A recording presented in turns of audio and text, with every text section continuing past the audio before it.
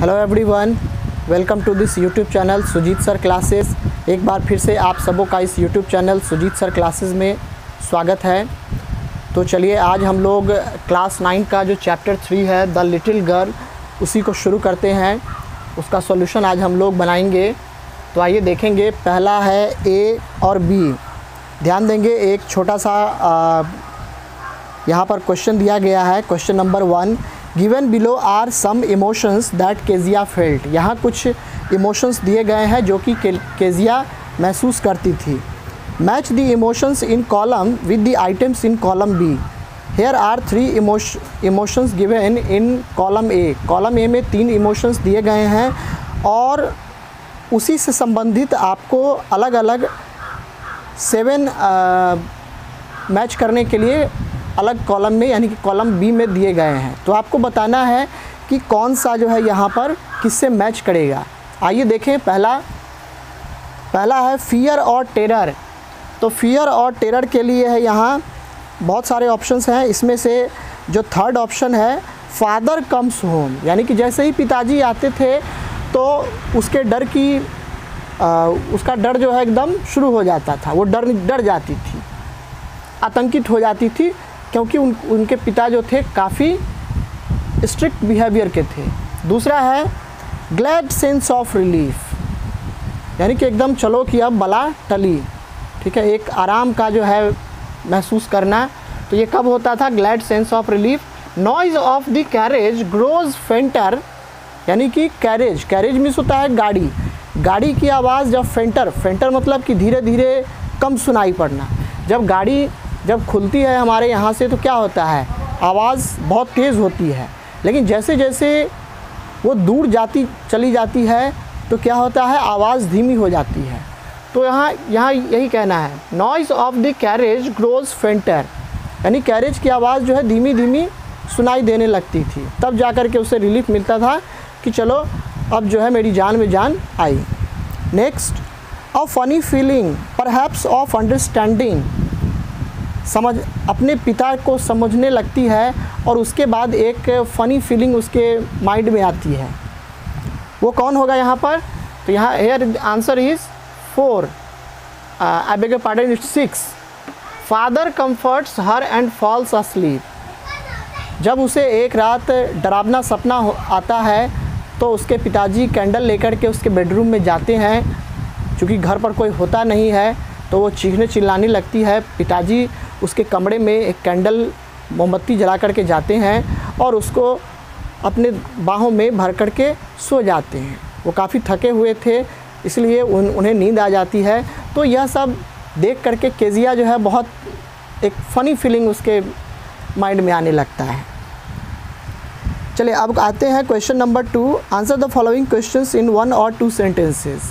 1 और 2 सेंटेंसेस में आंसर करना है। पहला क्वेश्चन है, why was Kezia afraid of her father. Kezia अपने पिता से क्यों डरती थी? आइए देखें।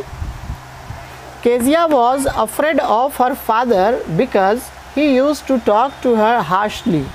केजिया अपने पिता से इसलिए डरती थी क्योंकि वह अक्सर उसके साथ जो है बहुत ही हार्शली यानी कि कठोरतापूर्वक बातें करते थे। He was in a habit of finding out her mistakes. अक्सर जब एक पिता अपने बच्ची की बार बार आप लोगों के परिवार में भी ऐसा हो सकता है, आपके पिताजी भी ऐसे बिहेवियर के हो सकते मे बी, ठीक है, इट मे बी पॉसिबल।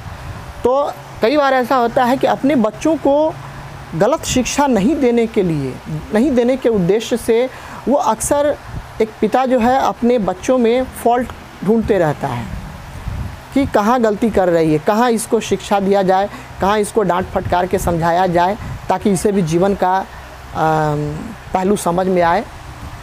तो वो यहाँ पर यही कहना है, he was in a habit of finding out her mistakes. वह इस आदत में, इस चक्कर में रहते थे कि कब मैं इसकी गलती ढूंढूं और इसको मैं डांटूँ फटकारूँ, ठीक है। Next question, Who were the people in केजिया's family? Kezia के परिवार में और कौन कौन था? Let's see. केजिया's family consisted of her grandmother, mother and father.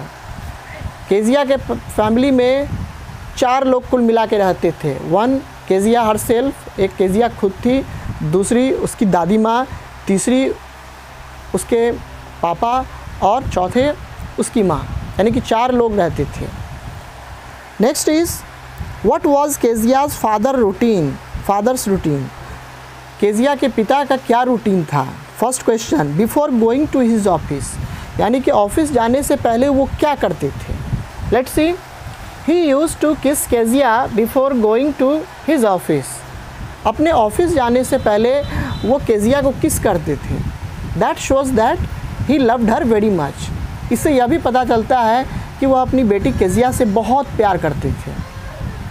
Okay, next, after coming back from his office से लौटने के बाद उनका क्या रूटीन था? Let's see, he asked for the newspaper and T after coming back from his office. जब वो office से वापस आते थे घर पर तो न्यूज़पेपर ढूंढते थे, न्यूज़पेपर मांगते थे कि अरे बेटा न्यूज़पेपर लाओ, और चाय के लिए बोल देते थे कि चाय वगैरह पिलाओ। Next, on Sundays what was his routine. आइए देखिए संडे को वो क्या करना पसंद करते थे। On Sundays he took rest, Sunday को वो आराम फरमाते थे। ही enjoyed sound sleep on the sofa जो कि गद्देदार होता है तो उस पर वो अक्सर जो है आराम फरमाते रहते थे, लेटे रहते थे। Now question number 4, in what ways did Kezia's grandmother encourage her to get to know her father better. Kezia की दादी माँ किस तरीके से उसे इनकरेज करती है कि बेटा जाओ तुम अपने पापा को रिझाओ, पापा को कन्विंस करो और उनके साथ एक अच्छे तरीके से बात करो। आइए देखें, Kezia's grandmother sent her to her father's room to have a good talk with him. Kezia की दादी माँ उसको इनकरेज करते हुए कहती है कि बेटा जाओ और तुम अपने पापा से बातें करो, तुम उनको जानो, ठीक है। एक अच्छे बातचीत करने के लिए वो उसके पिता के कमरे में भेजती है। She also encouraged her to make a pincushion on her father's birthday.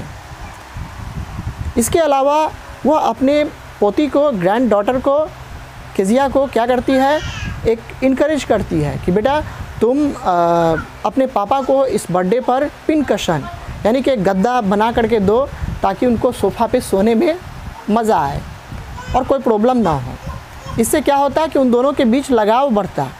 तो दादी माँ ने इस तरह से उनको इनकरेज किया। Now question number 3, discuss these questions in class with your teacher and then write down your answers in 2 or 3 paragraphs each. इसमें 2-3 पैराग्राफ में हर एक का आंसर लिखना है, थोड़ा सा बड़ा होगा ये। आइए देखें first question, Kezia's efforts to please her father resulted in displeasing him very much, how did this happen. Kezia का जो प्रयास था अपने पिता को खुश करने का, वो एक तरीके से इससे वह अपने पिता को खुश तो नहीं कर पाई बल्कि उससे और दुखित हो गई। तो आखिर ये हाउ डिड दिस हैपन, आखिर ये कैसे हुआ।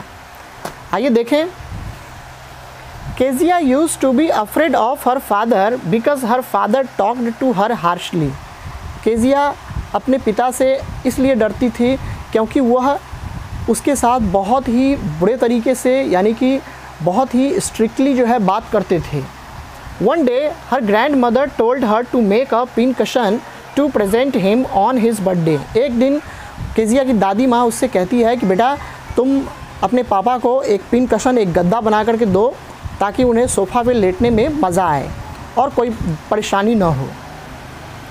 Kezia took this opportunity to please him. Kezia ने इस मौके का लाभ उठाते हुए अपने पिता को खुश करने की कोशिश की। So she stitched cotton cloth 3 sides and looked for the things that could be stuffed. इसीलिए उसने क्या किया, एक कॉटन का टुकड़ा लिया और उसको 3 तरफ से उसने स्टिच करते हुए चौथा साइड छोड़ दिया और यह ढूंढने लगी कि आखिर इसमें क्या भरा जाए, किस चीज़ को इसमें कशन में जो है स्टफ्ड किया जाए। into the stitched clothes. Soon she found many sheets of paper. अचानक जब वो इधर उधर ढूंढ रही थी कि क्या इसमें भरा जाए, तो उसे अचानक कई सारे कागज़ जो कि डॉक्यूमेंट्स था, इम्पॉर्टेंट डॉक्यूमेंट्स, वो मिलता है। And she couldn't believe that it was a important documents. उसे बिल्कुल पता नहीं था कि वो एक बहुत ही इम्पॉर्टेंट डॉक्यूमेंट्स था उसके पिता के लिए। Soon she found many sheets of paper। अचानक उसे जल्द ही कई सारे पेपर्स मिले। They contained her father's speech for the port authority। Port authority के लिए जो उन्होंने स्पीच तैयार किया था केजिया के पिता ने, उन सारे पेपर्स में यही सारा चीज़ उन्होंने तैयार किया था। She tore them into pieces and stuffed her case। इस तरह से केजिया ने क्या किया, उन सारे कागज़ को छोटे छोटे टुकड़ों में फाड़ डाला और उसको केस में यानी कि उस क्लॉथ के अंदर जो है डाल दिया। One day when her father looked for the papers। अब आइए, एक दिन जब उसके पिता ने उन पेपर्स को ढूंढना शुरू किया, जैसे जैसे समय नज़दीक आ रहा था, पोर्ट अथॉरिटी के स्पीच का दिन जब नज़दीक आ रहा था, तो उसके पिताजी वो कागज़ात ढूंढने लगे कि आखिर ये कागज़ात है कहाँ। ठीक है, पहले आप लोग इसका स्क्रीनशॉट ले लीजिए, उसके बाद हम लोग इससे आगे बढ़ेंगे।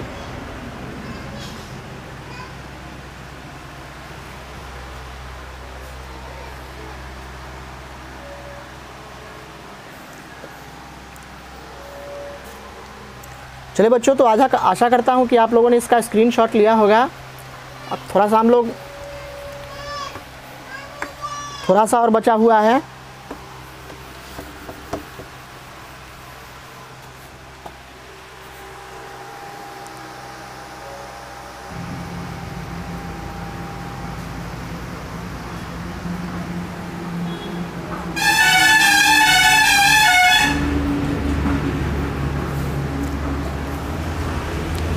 हाँ, चलिए ध्यान देंगे।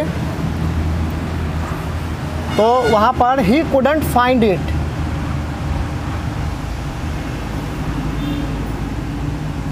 He couldn't find it. ठीक है, एक दिन जब उसके पिता ने उस इम्पॉर्टेंट कागजात को जब ढूंढने लगे तो वो उनको नहीं मिला। उसके बाद का है, after that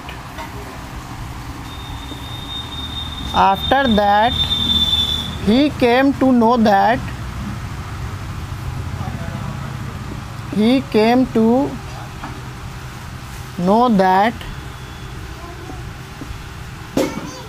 about the paper।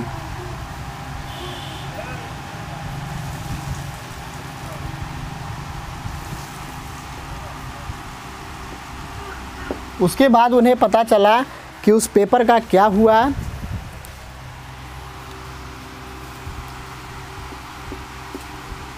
He beats her on her hands। उसके बाद उन्होंने क्या किया, उसके हाथों पर विद अ इंच, इसमें आप एक लाइन और ऐड कर सकते हैं, विद अ रूलर, एक रूलर से जो है उसको बहुत पीटा। Thus her efforts to please her father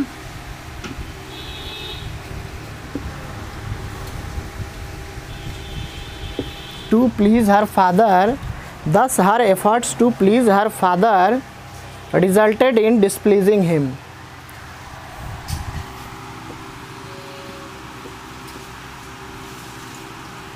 resulted in